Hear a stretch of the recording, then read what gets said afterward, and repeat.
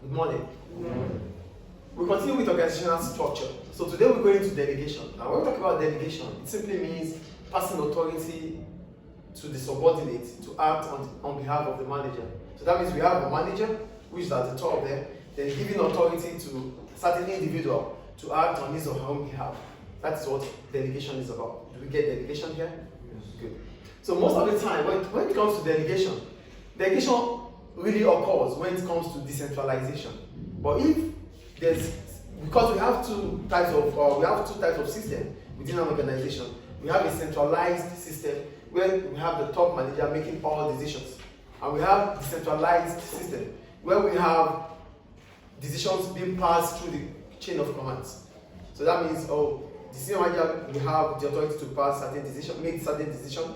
The manager will have authority to make certain decisions. The supervisor can also make decisions.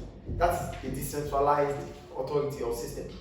Do you get the point I'm making here? Yes. So the extent to which there's going to be delegation is dependent on how centralized or decentralized the system is. Do you get my point here, please? So I'm going to read further anyway. Delegation. This implies allowing the subordinate to act on behalf of a manager as authority is being passed to such subordinate. So the subordinate is there to act on behalf of the manager. So whatever he or she does, he or she is representing the manager, and we have to listen to him or her. Do we understand the authority delegation here? Yes. Good. So, however, the extent to which delegation takes place depends on if decision making is centralized or decentralized.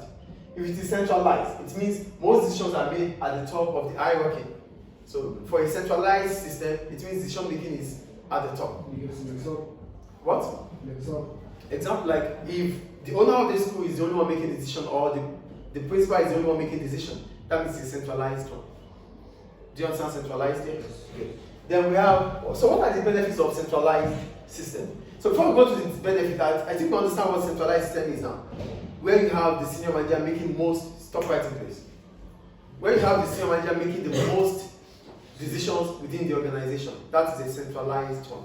So the first advantage about centralized system is one, senior managers are experts, therefore they are in the right position to make decisions.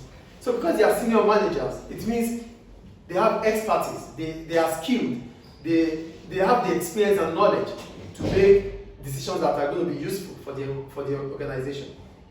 Do you get the advantage here? Because they are seen as being a senior manager is not something that will happen overnight. It would have been based on experience, expertise, knowledge, skills through the work of life. So if he or she is now at the top, it is expected that he or she knows what he's doing. So giving the senior manager to make decisions because he or she is at the top means that decision making will be adequate. Do you get the point I'm making here, please? Do we get it or not, please? Good. The second one, coordination and control is easier because the authority comes from the top. It means we just have to follow. There's no excuse. So that means it's easy for that top manager to make decisions as he or she really wish it should be. So it is easier because there's no one saying, did they say we should do that? It is just an individual saying it, and in as much as it's the one or she's the one saying it, he or she is passing it to everyone at the same time. So it is easier and it's faster. Do you get the second point, please? Yes. The third, do you get it? Can you explain it again? Coordination and control is easier. When we talk about, I'm going to take it one at a time. Coordination means putting people together.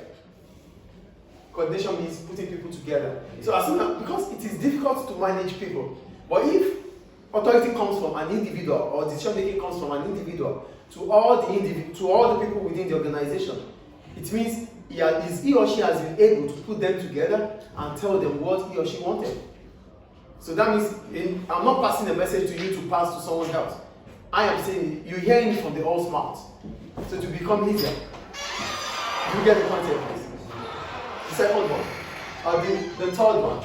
Senior managers have complete control over the use of resources because it's the manager at the top. Whatever resources needed within the organization, he is the one or she is the one in charge. So she tells us what to do, what not to do. If authority has to be through the chain of command, that means each individual or each manager will have authority over certain resources. But here, because the information comes from the top, or the order comes from the top, the manager will be in charge of resources used within the organization. Everything is within the reach of the manager. Do you get the third point or not? In every organization, resources are used. Land, labor, capital, they are all equipment, they are all resources for the organization. So if you have a centralized authority, it means whatever resources that has to be used within the organization comes from the decision making of the manager, the senior manager. So you don't make decisions about resources to be used. The use of resources comes from the top. So if it has to be used, it comes from the top. If we are not going to use it, it comes from the top. So that means the senior manager has authority over all resources within the organization. So there might not be, that means that we won't have waste of resources. Do you get the point I'm making here? So if the school is a centralized system, whatever books you get, it would have been a directive from the principal. So not the teacher deciding, not the assistant teacher deciding, not the class representative deciding, not the supervisors deciding it. So whatever happens within this class, it comes from the principal. That is a centralized one. Do you understand? So everything, yes? Yes, and most businesses centralized. Most businesses. No, it depends on the mindset of the owners. It depends on the mindset of the owners. And sometimes, especially when it comes to big organizations, there might be need for delegation. And also, when we go to the setbacks, we have to check, you have to compare and contrast. Which one is favorable, or which one do you think, as an organization, that you think is ideal for the running of your company? It depends anyway. Sometimes you could have workers that are even experts too. That might allow you to decentralize.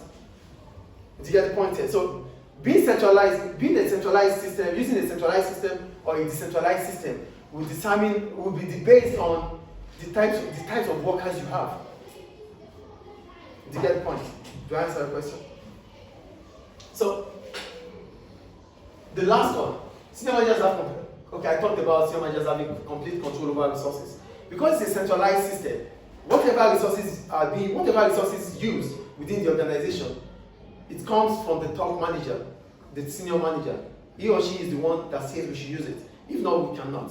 So that means resources can be used or managed judiciously.